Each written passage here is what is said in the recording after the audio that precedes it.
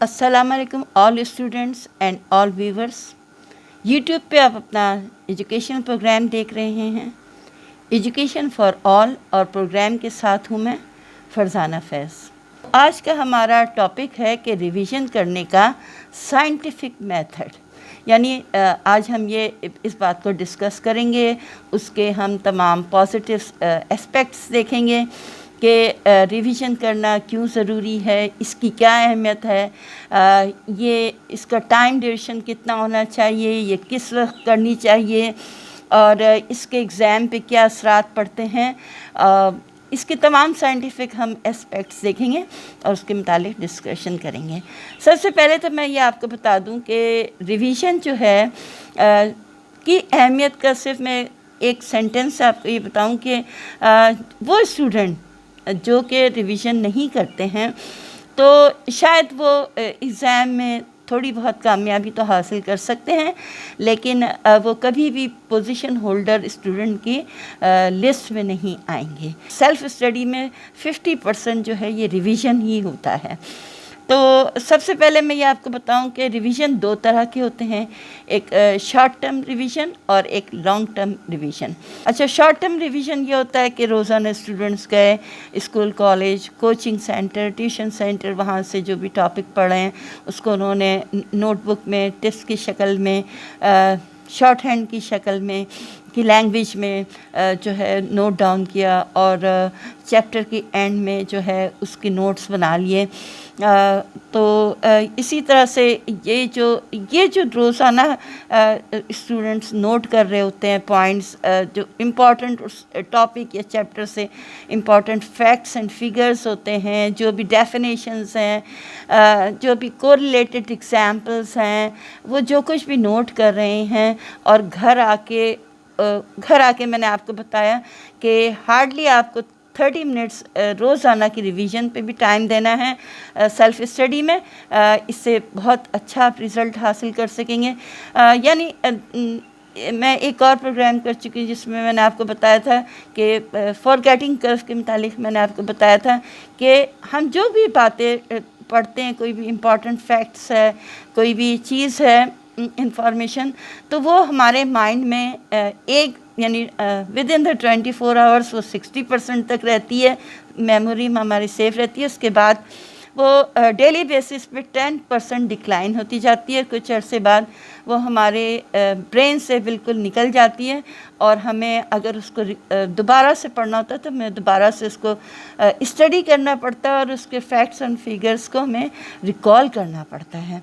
तो बेहतर तरीका जो है शॉर्ट टर्म मेमोरी का, शॉर्ट टर्म रिवीजन का ये है कि रोज़ाना की बेस पर जब आप अपने स्कूल, कॉलेज, कोचिंग सेंटर से आएँ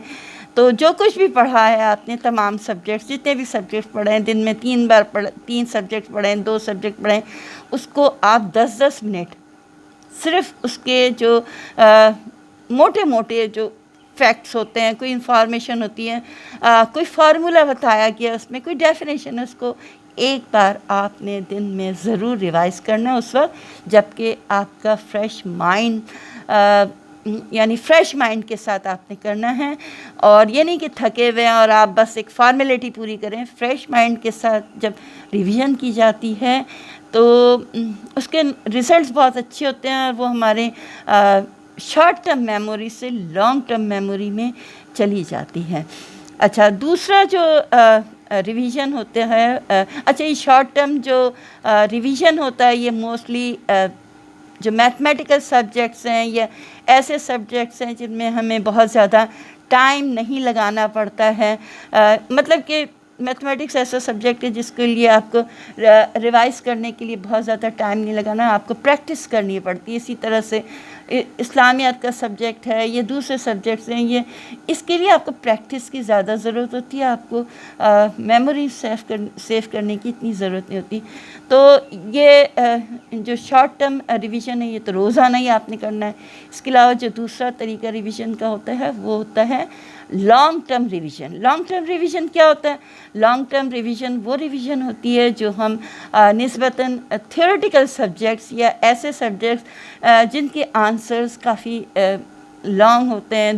यानी 2 to 3 پیج سے زیادہ ایکسیڈ کر جاتے ہیں تو اس کو جب ہم اپنی میموری میں سیو کرنا چاہتے ہیں اور چاہتے ہیں کہ وہ ہمیں بعد میں بھی یاد رہے اور ہماری پرماننٹ میموری میں سیو ہو جائے، تو اس طریقے اس میتھڈ کو ہم لانگ ٹرم ریویژن کہتے ہیں۔ اچھا، یہ جو ہمارا ہاتھ ہے، اس میں آپ کو یہ جو انگلیوں پہ پورس نظر آ رہے ہیں، یہ اللہ تعالیٰ نے اس لیے بنائے کہ ہم جب اس کا ذکر کریں تو ان انگلیوں میں ہم ان کا شمار کریں۔ تو دنیاوی کاموں میں اسپیشلی جو اسٹڈی ہے اس میں بھی یہ جو پورس ہوتے ہیں یہ بڑے انگلیوں کے، یہ بہت زیادہ ہمارے لیے ہیلپ فل ثابت ہوتا ہے۔ جب شارٹ ٹرم آپ ریویژن کریں یا لانگ ٹرم، تو اپنی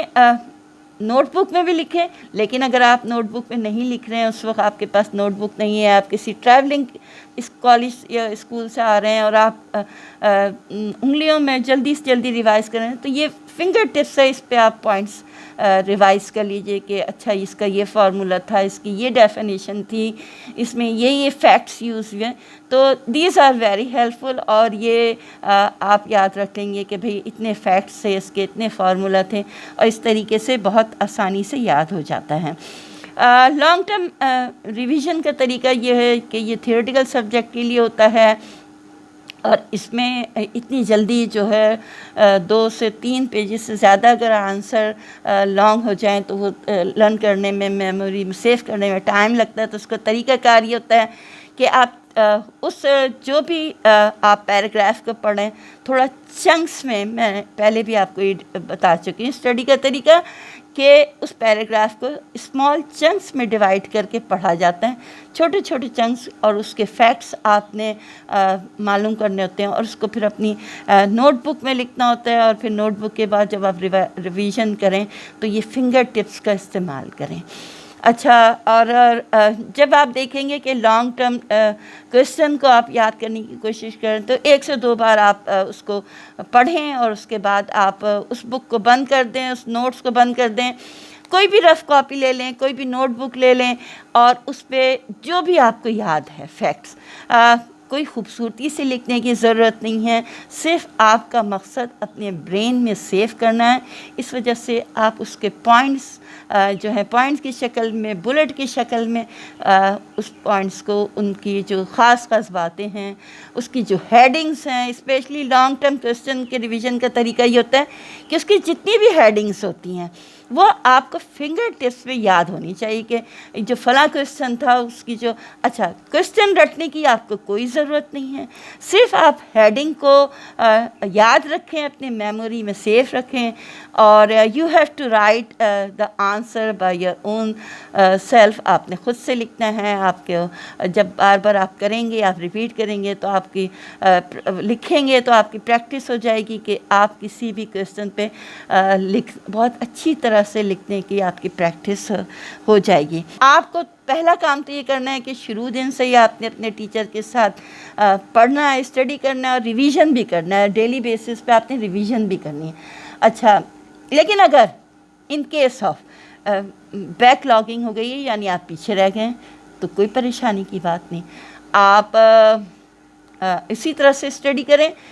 جس طرح سے آپ کو آپ کے ٹیچر پڑھا رہے ہیں، لیکن سیٹرڈے اینڈ سنڈے یا کوئی بھی ہماری اکثر چھٹیاں آ جاتی ہیں، دیٹ آر ویری ہیلپ فل، ہمارے اسٹوڈنٹ کے لیے بڑے اچھے مواقع ہوتے ہیں کہ اس میں وہ جو بھی ریویژن اگر نہیں کر سکے ہیں تو سیٹرڈے کی دن، سنڈے کے دن آپ اس ڈے کو ایز اے ویکینڈ منانے کے بجائے، فرینڈس کے ساتھ باہر جا کے انجوائمنٹ کے بجائے آپ اس کو ہیلپ فل اس کا یوٹیلائز کریں، اور اس بیک لاگنگ کو، یعنی جو بھی آپ کا نقصان ہوا ہے اس ریویژن کا، اس کو آپ پورا کریں، اور اس روز آپ بیٹھ کے جو ہے زیادہ ٹائم اسٹڈی کو دیں، اور نوٹس رہ گئے ہیں اس کو کمپلیٹ کریں، ریویژن رہ گئی ہے تو اس کو کمپلیٹ کریں۔ اور ریویژن کا سب سے اچھا طریقہ یہ ہوتا ہے کہ آپ نے کبھی بھی رٹنا نہیں ہے، ایک تو پہلی بات، اور مطلب کوئی بھی چیز آپ نے رٹنا نہیں ہے، بلکہ آپ نے اپنے مائنڈ میں ویژولائز کر کے ان پوائنٹس کو جو آپ نے اس کویسچن کے جتنے بھی ہیڈنگس ہیں یا سب ہیڈنگس ہیں یا جتنے بھی فیکٹس ہیں اس کو ویژولائز کر کے آپ نے میمورائز کرنا ہے. یعنی کہ اچھا وہ فلاں ٹاپک تھا تو اس کا پرپز یہ تھا، اس کی بیک گراؤنڈ یہ تھا، اس میں یہ فارمولا، یعنی ہر چیز آپ کو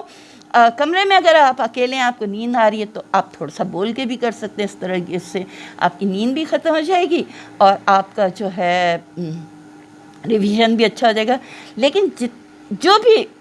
اسٹوڈنٹس ہوتے ہیں، اسپیشلی جو پوزیشن ہولڈرس ہوتے ہیں، وہ ہمیشہ